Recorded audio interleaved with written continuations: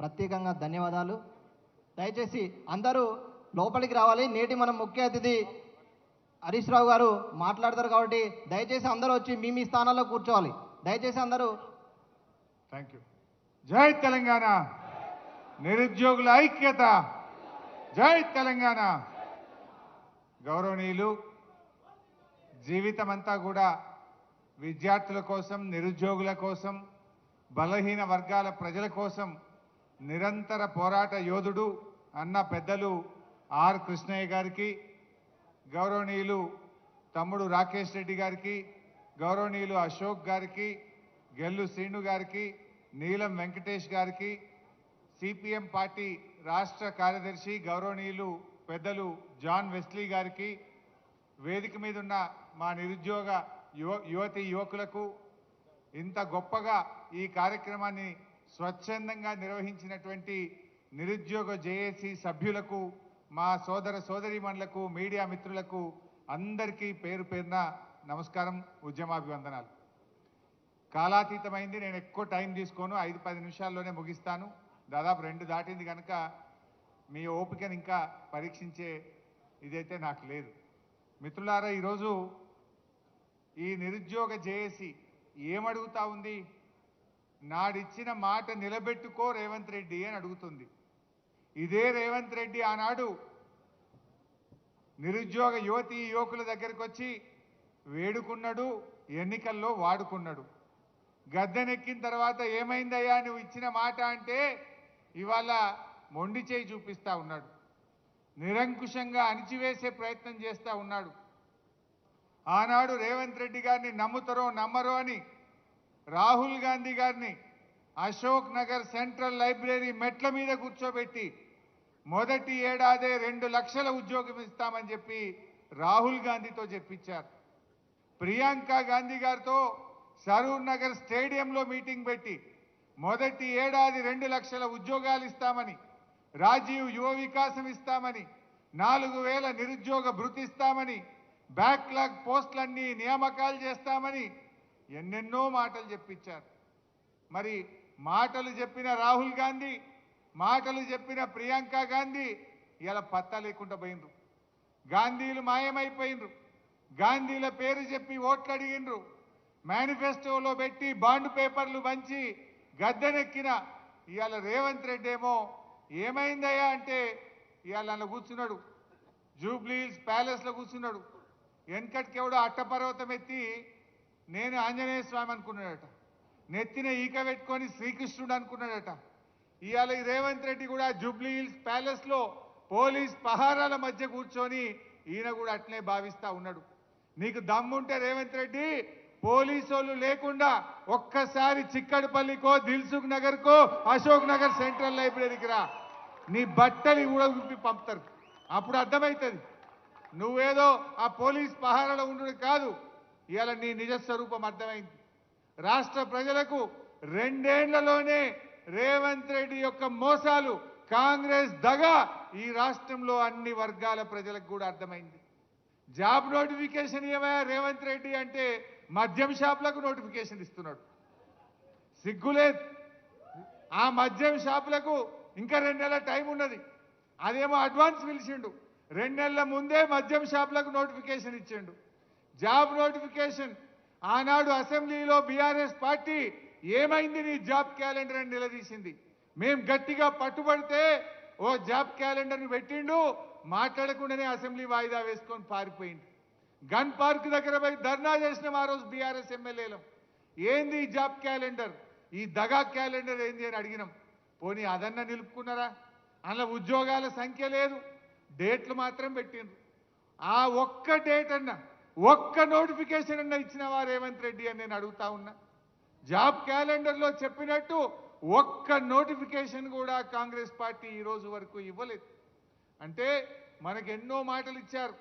2 లక్షల ఉద్యోగాలు బోగస్, 4000 నిరుద్యోగ భృతి బోగస్, మెగా డిఎస్సి బోగస్, అదేవిధంగా రాజీవ్ యువ వికాసం అన్నారు, అదో బోగస్.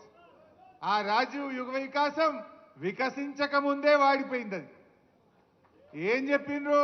జూన్ 2వ తారీఖు నాడు 5 లక్షల మంది నిరుద్యోగులకు మేము రాజీవ్ యువ వికాసం కింద సాయం చేయబోతున్నామన్నారు. జూన్ 2 పోయి 5 నెలలు ఒక్కనికన్నా ఇచ్చిండ్రా? మాటలు కూడా బోగస్, హామీలు బోగస్. ఇవాళ అన్ని వర్గాలను మోసం చేసిండ్రు.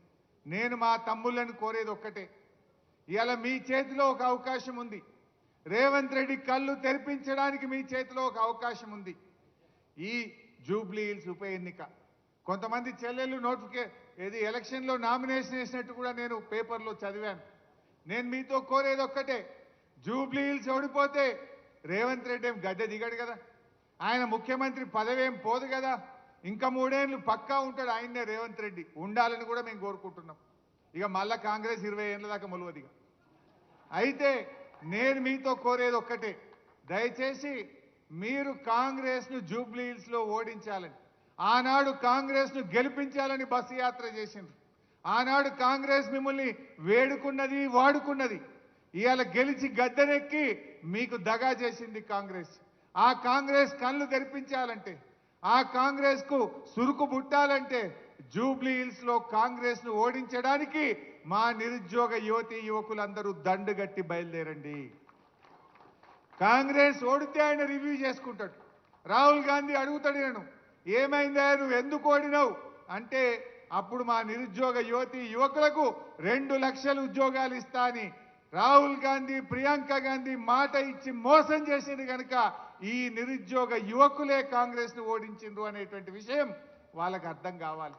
ఉద్యోగాలు ఇవాళ మనకు 2 లక్షల ఉద్యోగాలు రావాలంటే, మెగా డిఎస్సి రావాలంటే, జీవో 46 అమలు కావాలంటే జూబ్లీ హిల్స్ లో కాంగ్రెస్ కు గుణపాఠం చెప్పండి.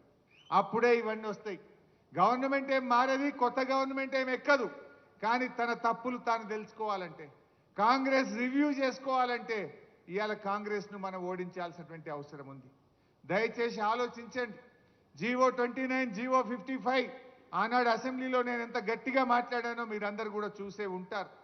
ఆయన బట్టి విక్రమార్క గారు, మీరు దళిత వర్గం నుంచి ఉప ముఖ్యమంత్రిగా, ఆర్థిక మంత్రిగా ఉన్నారు, రేవంత్ రెడ్డికి ఎట్లయినా సోయి లేదు, నువ్వన్నా పట్టించుకో బట్టి గారు అని చెప్పి శాసనసభ వేదికగా బతిన్లాడినా కూడా ఆయన పట్టించుకునే పరిస్థితుల్లో లేడు. అంటే ఇవాళ ఎంత దుర్మార్గంగా వ్యవహరిస్తున్నారో మీ అందరికీ అర్థమవుతా ఉంది. జాబులు నింపండి అయ్యా అంటే జేబులు నింపుకుంటున్నారు కాంగ్రెస్ వాళ్ళు. జాబులు నింపుతలేరు కానీ కాంగ్రెస్ నాయకులు జేబులు నింపుకునే పనిలో పడ్డారు.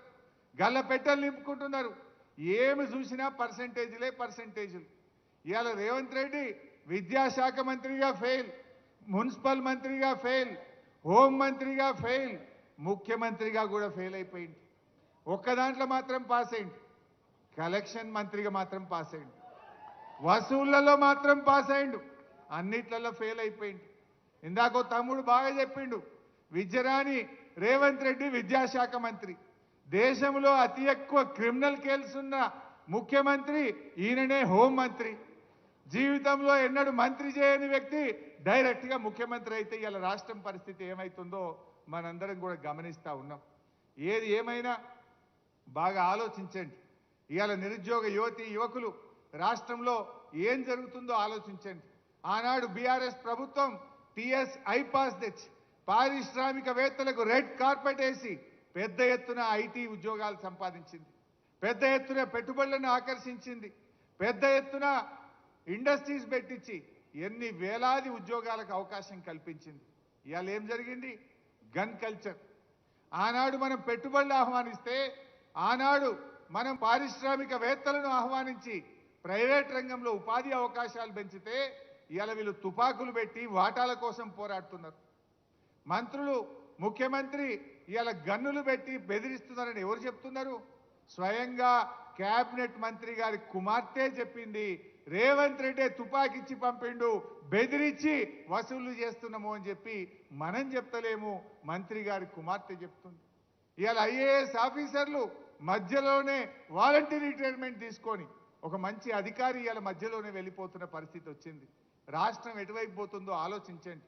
ముఖ్యంగా నిరుద్యోగ యువతి యువకులు, చదువుకున్నటువంటి వాళ్ళు, ఇవాళ రేపటి భవిష్యత్ తరం నాయకులు మీరందరూ కూడా జాగ్రత్తగా ఆలోచించాల్సిన అవసరం ఉంది. ఇవాళ బీఆర్ఎస్ పార్టీ ఆనాడు 1,64,000 ప్రభుత్వ ఉద్యోగాలు ఇచ్చింది. కాకపోతే మేము చెప్పుకోలేకపోవచ్చు. కాకపోతే మీరు ఆశించినంత స్థాయిలో చేయలేకపోవచ్చు. గ్రూప్ 1 గ్రూప్ 2 ఆ రోజు ఆలస్యమైంది. కారణం ఏంటంటే 2 ఏళ్ళు కరోనా. మేము 95% లోకల్ రిజర్వేషన్ రావాలి, ఎందుకంటే 40% ఇతర రాష్ట్రాల వాళ్ళు గ్రూప్ 1లో వస్తే మన పిల్లలకు అన్యాయం అవుతుందని చెప్పి 95% రిజర్వేషన్ కోసం కేసీఆర్ గారు కేంద్రం మీద ఒత్తిడి పెట్టి 2 సంవత్సరాలు కష్టపడి ఆ లోకల్ రిజర్వేషన్ మనం సాధించాం. ఇందాక మిత్రులు చెప్పారు, రేవంత్ రెడ్డి ఉద్యోగాలు ఇచ్చినా అంటుండు. ఆయన ఇచ్చిన వాటిల్లో నోటిఫికేషన్ ఇచ్చింది బీఆర్ఎస్, పరీక్ష పెట్టింది బీఆర్ఎస్, ఫిజికల్ టెస్ట్ పెట్టింది బీఆర్ఎస్, ఫలితాలు ఇచ్చింది బీఆర్ఎస్, కాయిదాలు వంచింది రేవంత్ రెడ్డి. అది 60,000 ఇచ్చినా అంటాడు. ఎస్ఐ కానిస్టేబుల్ ఉద్యోగాలు బీఆర్ఎస్ ప్రభుత్వమే అన్ని పరీక్షలు నిర్వహించిన 15,400 ఉద్యోగాలు బీఆర్ఎస్ నోటిఫికేషన్ ఇచ్చింది. 9,000 గురుకుల ఉద్యోగాలు బీఆర్ఎస్ నోటిఫికేషన్ ఇచ్చింది. 8,000 గ్రూప్ 4 ఉద్యోగాలు బీఆర్ఎస్ నోటిఫికేషన్ ఇచ్చింది. అదేవిధంగా హెల్త్ డిపార్ట్మెంట్లో స్టాఫ్ నర్సులు, పారామెడికల్ సిబ్బంది 7,000 ఉద్యోగాలు బీఆర్ఎస్ ఇచ్చింది. జేఎల్ 1300 బీఆర్ఎస్ ప్రభుత్వం ఇచ్చింది. 6,000 డిఎస్సి ఉద్యోగాలు బీఆర్ఎస్ ప్రభుత్వం ఇచ్చింది. ఇవన్నీ బీఆర్ఎస్ ప్రభుత్వమే నోటిఫికేషన్లు ఇస్తే వాటికి కాయిదాలు పంచి నేను ఉద్యోగాలు ఇచ్చిన అంటాడు. అచ్చంగా కాంగ్రెస్ నోటిఫికేషన్ ఇచ్చి కాంగ్రెసే ఉద్యోగాలు ఇచ్చింది. కేవలం డిఎస్సిలో 5,000 ఉద్యోగాలు మాత్రమే. దానికి 60,000 70,000 ఇచ్చినామని ఇవాళ అబద్ధాలు చెప్తూ గోబల్స్ ప్రచారం చేస్తూ ఉన్నారు. నిజాలు ఎప్పటికైనా నిజాలే ఉంటాయి. ఎంతకాలం మోసం చేయలేవు, ఒకసారి చేయగలుగుతావు. ఇవాళ నీ నిజస్వరూపం బయటపడ్డది రేవంత్ రెడ్డి. ఇప్పటికైనా మేలుకో. నిరుద్యోగ యువకులకు ఇచ్చిన హామీ ప్రకారంగా వెంటనే 2 లక్షల ప్రభుత్వ ఉద్యోగాలను భర్తీ చేయాలని ఈ వేదిక నుంచి మీ అందరి పక్షాన డిమాండ్ చేస్తా ఉన్నాం.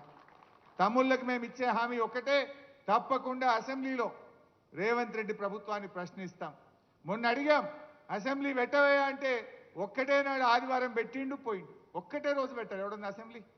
ఒకటే నాడు పొద్దున పెట్టిండు, సాయంత్రం బంద్. అది కూడా కాళేశ్వరం కమిషన్ అని ఏదో తిట్టాలి, బురద జల్లాలి, పోవాలి. ప్రజా సమస్యల మీద మాట్లాడదామయ్యా, అసెంబ్లీ పెట్టవయ్యా రేవంత్ రెడ్డి అంటే ఒక్కటే నాడు ఆదివారం పెట్టిండు. అంటే ఎంత భయపడుతుండు, అసెంబ్లీ పెట్టడానికి కూడా భయపడుతున్నాడు. తప్పకుండా కాంగ్రెస్ మీద ఒత్తిడి పెంచుతాం. శాసనసభలో జీవో 46 గురించి, మెగా డిఎస్సి గురించి రావాల్సిన నోటిఫికేషన్లు, ముఖ్యంగా జెన్కో కానీ, అదేవిధంగా GPO, police notification, deputy surveyor notification, ఇతర గ్రూప్ నోటిఫికేషన్ల కోసం, జాబ్ క్యాలెండర్ అమలు కోసం మీ గొంతుకై మీ పక్షాన బీఆర్ఎస్ పార్టీ పోరాడుతుందని చెప్పి కూడా మనం చేస్తా ఉన్నా. ఒకవేళ దిగి రాకపోతే ఇవాళ ఇది ప్రారంభం మాత్రమే. అన్ని జిల్లాల్లో కూడా ఈరోజు మనం ఏదైతే నిరుద్యోగ బాకీ కార్డును మనం విడుదల చేశామో, ఈ నిరుద్యోగ బాకీ కార్డును రాష్ట్రంలో అన్ని జిల్లా కేంద్రాల్లో కూడా పెట్టి యువతను ఏకం చేద్దాం, ప్రభుత్వం మీద ఒత్తిడి పెంచుదాం. ప్రత్యక్ష పోరాటంలో కూడా బీఆర్ఎస్ పార్టీ మీతో కలిసి వస్తుంది, మీకు అండగా ఉంటుంది, అన్ని రకాల సహాయ సహకారాలు అందిస్తామని చెప్పి మనవి చేస్తూ, ఇంత మంచి కార్యక్రమాన్ని పెట్టి జాన్ వెస్లీ గారిని, నన్ను, ఆర్ కృష్ణన్న గారిని పిలిచి ఇవాళ ప్రభుత్వం మీద ఒత్తిడి పెంచే ప్రయత్నం ఏదైతే చేస్తున్నారో దానికి నేను మనస్ఫూర్తిగా అభినందిస్తూ, ఇప్పటికైనా కాంగ్రెస్ మేల్కొనాలని, నిరుద్యోగులకు ఇచ్చిన హామీలు అమలు చేయాలని చెప్పి డిమాండ్ చేస్తున్నాం. రాహుల్ గాంధీ, ప్రియాంక గాంధీ ఆనాడు వచ్చి ఓట్లేయించడమే కాదు, ఇచ్చిన హామీ అమలు చేసే బాధ్యత రాహుల్ గాంధీ గారి మీద, ప్రియాంక గాంధీ గారి మీద కూడా ఉంది. మీరు తక్షణమే రివ్యూ చేయండి, రేవంత్ రెడ్డికి మొట్టికి